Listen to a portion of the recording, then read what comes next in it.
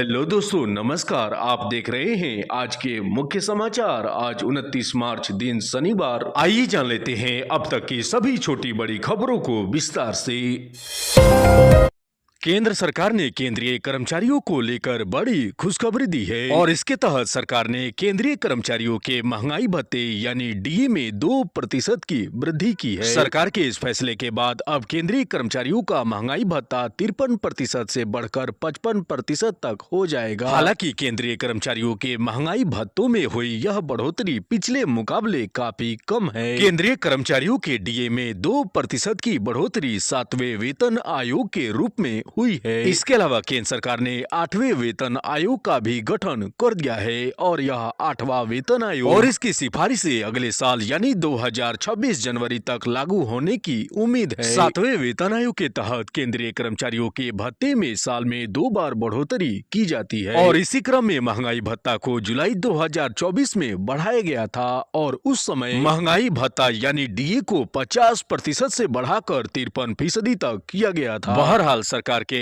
इस नए फैसले के तहत अब डीए में 2% की बढ़ोतरी की गई है। दूसरे शब्दों में अब केंद्रीय कर्मचारियों के महंगाई भत्ते में 380 रुपए प्रति महीने की बढ़ोतरी हुई है और केंद्रीय कर्मचारियों के साथ साथ केंद्र सरकार ने अपने रिटायर कर्मचारियों के महंगाई राहत यानी डीआर में भी 2% की वृद्धि की है। सरकार के इस फैसले से 1 करोड़ से अधिक केंद्रीय कर्मचारियों और रिटायर कर्मचारियों को फायदा होने जा रहा है। लोकसभा में इमिग्रेशन विधेयक 2025 पारित हो गया है। इस मौके पर केंद्रीय गृह मंत्री अमित शाह ने कहा है कि देश कोई धर्मशाला नहीं है और यहां आने जाने वालों पर नजर रखेंगे। गृह मंत्री ने कहा है कि भारत में आने के लिए वैध पासपोर्ट और वैध वीजा अनिवार्य होगा और बिना कागजात के भारत में प्रवेश करने पर कानूनी सम्मत सख्त कार्रवाई की जाएगी। इसके अलावा गृह मंत्री ने कहा है कि जाली दस्तावेजों को लेकर कड़े और सख्त प्रावधान भी किया गया है। इसके अलावा वीजा की अवधि खत्म हो जाने के बाद देश में रहने वालों को भी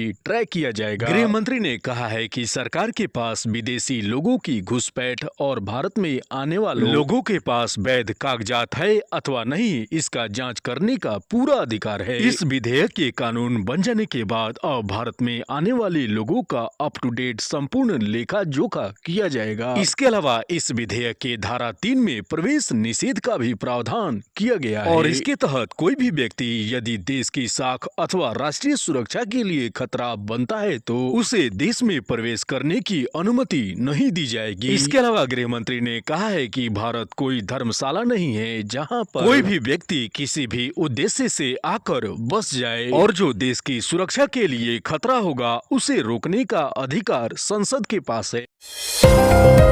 रूस ने कहा है कि रूस के राष्ट्रपति व्लादिमीर पुतिन जल्द ही भारत का दौरा करेंगे। पिछले साल अपने रूस यात्रा के क्रम में प्रधानमंत्री नरेंद्र मोदी ने व्लादिमीर पुतिन को भारत आने का निमंत्रण दिया था और ऐसे में अब रूस के राष्ट्रपति ने प्रधानमंत्री के तरफ से मिले भारत यात्रा के निमंत्रण को स्वीकार कर लिया है। यूक्रेन के साथ चल रहे भीषण युद्ध के बाद रूसी राष्ट्रपति का यह पहला भारत का दौरा रहेगा और इसे लेकर रूस के राष्ट्रपति ने कहा है कि राष्ट्रपति पुतिन ने भारत यात्रा के निमंत्रण को स्वीकार कर लिया है और प्रधानमंत्री ने चुनाव जीतने के बाद पहली यात्रा रूस की थी। ऐसे में अब यात्रा की बारी हमारी है। दरअसल भारत ने रूस के साथ अपने संबंधों को हमेशा मजबूत बनाए रखा है। इसके अलावा पूरे विश्व में भारत का सबसे करीबी और परम मित्र देश रूस को बताया जाता है। इसके अलावा प्रधानमंत्री ब्रिक्स शिखर सम्मेलन में भाग लेने के लिए रूस के काजान गए थे और इसके अलावा भी साल 2024 में प्रधानमंत्री ने रूस के साथ साथ यूक्रेन की भी यात्रा की थी। इसके अलावा भारत का रूस के साथ दशकों पुराना संबंध रहा है। इसके अलावा रूस भारत के रक्षा उपकरणों का एक प्रमुख आपूर्तिकर्ता देश के रूप में भी जाना जाता है।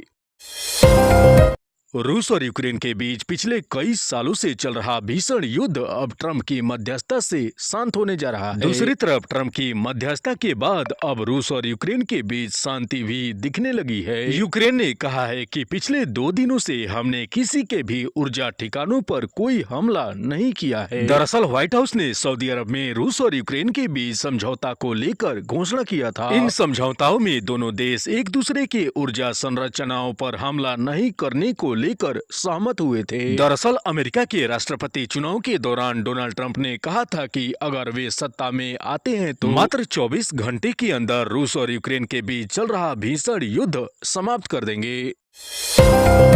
म्यांमार और थाईलैंड में भूकंप ने जबरदस्त तबाही मचाई है। म्यांमार और थाईलैंड में आए इस विनाशकारी भूकंप की तीव्रता रिक्टर स्केल पर 7.7 मापी गई है। वहीं भूकंप की वजह से इन दोनों देशों में जबरदस्त नुकसान होने की आशंका है। इस विनाशकारी भूकंप की वजह से कई लोगों की मौत और कई लोगों के लापता होने की खबरें आ रही है। इन दोनों देशों में आए विनाशकारी भूकंप और जानमाल के नुकसान को लेकर प्रधानमंत्री ने भी इसको लेकर चिंता व्यक्त की है। प्रधानमंत्री ने अपने सोशल मीडिया के माध्यम से इन दोनों देशों को हर संभव मदद देने की बात कही है। इसके अलावा प्रधानमंत्री ने विदेश मंत्रालय से म्यांमार और थाईलैंड के सरकारों से संपर्क बनाए रखने को कहा है। प्रधानमंत्री ने कहा है कि म्यांमार और थाईलैंड में आए भूकंप की बाद की स्थिति को लेकर चिंतित हूँ और सभी की सुरक्षा और भलाई को लेकर प्रार्थना करता हूँ।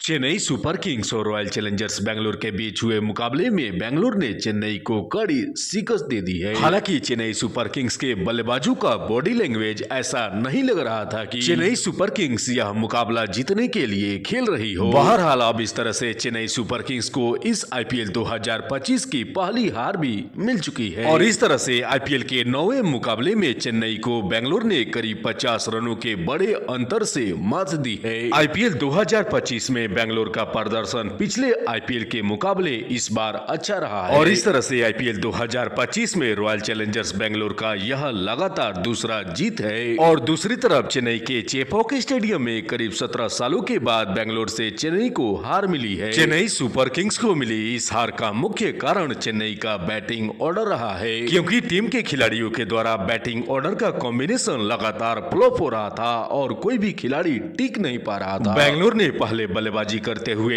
अपने 20 ओवरों में 196 रनों का स्कोर सेट किया था। हालांकि चेन्नई सुपर किंग्स के लिए यह 196 रनों का स्कोर कोई खास बड़ा स्कोर नहीं था, लेकिन बैटिंग ऑर्डर के खराब परफॉर्मेंस और लगातार फ्लॉप होने की वजह से चेन्नई को यह मुकाबला हारना पड़ा। अब चेन्नई का अगला मुकाबला अपने सभी मैच हारने वाली राजस्थान रॉयल्स के साथ 30 मार्च को होने जा रहा है।